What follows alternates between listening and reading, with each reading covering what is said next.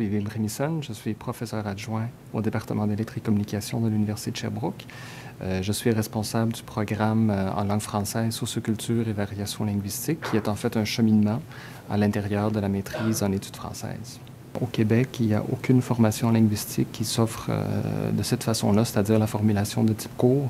Tous les autres programmes en linguistique sont toujours axés sur la recherche, donc avec le mémoire. Le cheminement dont je suis responsable est un cheminement qui s'adresse à des gens qui n'ont pas une formation très poussée en linguistique.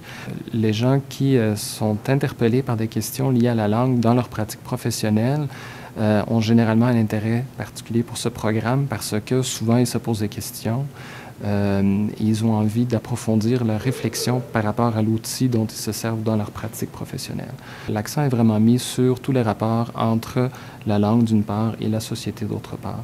Donc on s'intéresse au fonctionnement de la langue, bien évidemment, c'est ça la tâche du linguiste, mais on tente surtout de comprendre ce fonctionnement-là dans un cadre social.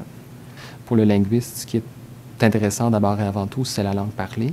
Donc, on a un cours qui explore l'exploitation de toutes les ressources qu'on a à notre disposition lorsqu'on parle. Donc, ça n'implique pas seulement les formes qui sortent de notre bouche, mais aussi, comme je le fais, le gestuel, les mimiques, etc.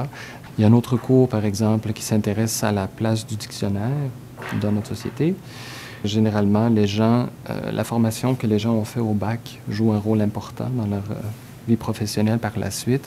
Et la maîtrise vient surtout, à mon avis, consolider des connaissances que les gens auront déjà acquises là, tout au long de la formation au baccalauréat. Je pense que l'avantage d'un étudiant qui a fait des études en linguistique, c'est de mieux comprendre le fonctionnement de la langue. Et donc, quand tu travailles, par exemple, comme traducteur ou comme réviseur, tu es capable de prendre un petit peu plus de distance par rapport à ton outil de travail. Ça permet, à mon avis, de sortir d'un certain nombre de stéréotypes ou de préjugés à l'endroit de la langue qu'on peut avoir, malheureusement, mais c'est encore très, très vrai.